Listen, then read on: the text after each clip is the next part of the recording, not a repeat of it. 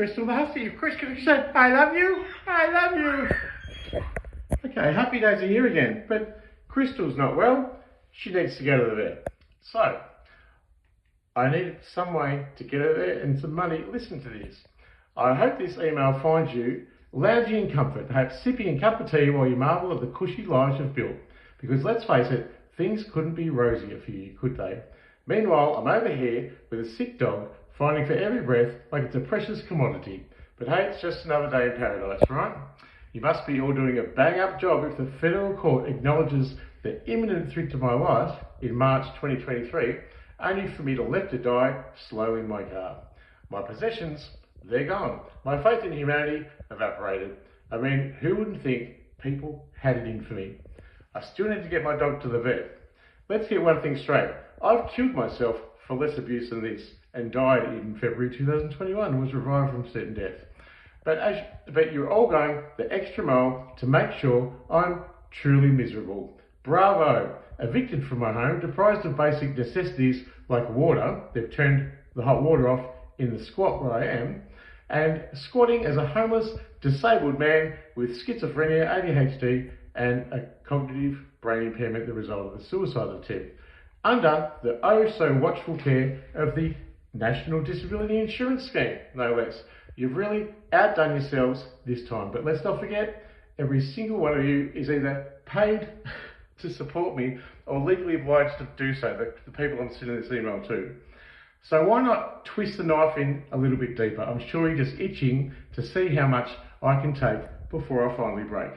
No money, I haven't got any money, no food, I'm hungry, no place to go, no way to get there. The perfect recipe for despair. Wouldn't you agree? I don't even have a working phone to call anyone. And as for a legal recourse, well, let's not kid ourselves, I've never had access to a lawyer. It's like you all took a vote and decided, let's make sure Dr. Richard McLean or Barran Dodger suffers in every fucking way possible. And you're doing all a fantastic job. But wait, it gets better. My own mother, bless her heart, has an AVO against me because naturally she believed the lies of the police over me. You know, the same police who didn't lift a finger when I was violently attacked and molested as a child. Fantastic parenting there.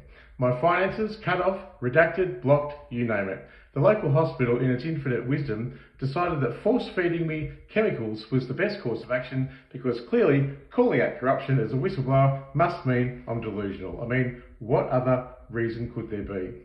And if life wasn't already peachy, there's a paid government contractor, let's call him a gang stalker, lurking outside my window, taunting me with baseless accusations.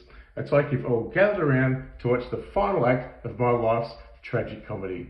But of course, there's no malice here, right? Just good old-fashioned persecution. And let's not forget the cherry on top. I've been labelled a rapist for losing my virginity at 19. A regrettable yet consensual encounter twisted into a fucking nightmare. Decades later, here I am, still paying the price. If you're going to accuse me of something, at least be original. But no, you all decided to jump on the same tide bandwagon with homophobic police and societal judgment leading the charge. But why stop there? Let's throw in some more absurdity for good measure. I've never been able to report a crime without turning it into an interrogation of my character. Gay-friendly cops in the 90s? Well, what a joke if I ever heard one. But why not try me in court? I'm sure it'll be a laugh riot to contrast my life of systemic betrayal and neglect, violence and persecution against whatever petty nonsense you've cooked up. And speaking of betrayals, let's not forget my former fiancé, Steve Sneedies, who owes me $500,000 superannuation and conveniently just forgot about it, and now threatened to kill me and my dog. The joys of being linked to someone from ASIO, and they'll try anything to keep me down. But I'm sure Debbie, wherever she is, has some more juicy tidbits to throw my way. I've already apologised for existing. What more could you possibly want? Now I must emphasise I'm not a bad person, just as the most spectacularly unlucky one it seems, maimed, blamed, framed and shamed, yet somehow I'm not tamed, I'm still here fighting. But seriously, you're doing all a stellar job at pushing me fucking closer to the edge. Intimidation tactics? Check. Electronic harassment? Check. Hacking? Check. Double check. I've been violently attacked and hospitalised twice. made a missing person 5 times by those boys in blue, intimidating me with incarceration in a mental hospital. And they tamper with evidence, put evidence in, and take other evidence out.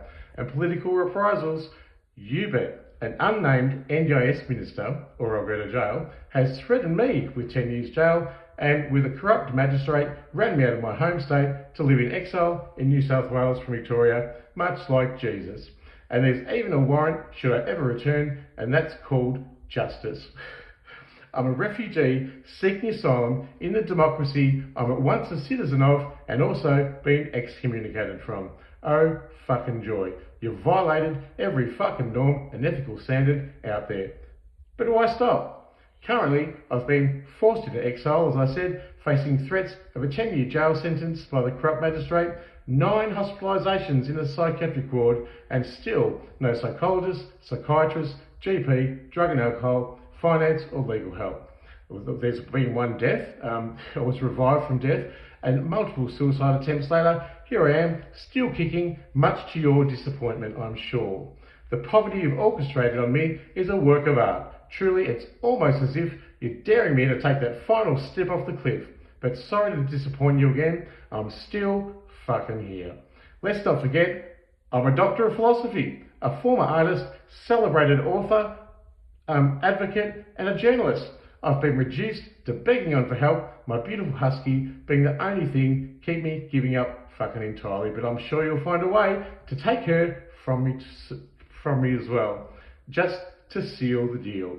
And so to wrap this up, please by all means, just continue to ignore me. Don't support me, don't PayID me $5 so I can get some food. You're doing such a great job at making my life a living fucking hell. So why stop now? But if by some miracle you decide to actually assist me, I'll put my PayID down the bottom, and please visit my website for more information, and it's called barrandodger.com.au. Thanks for your time and whatever else you're planning to throw at me next. Okay, cheers.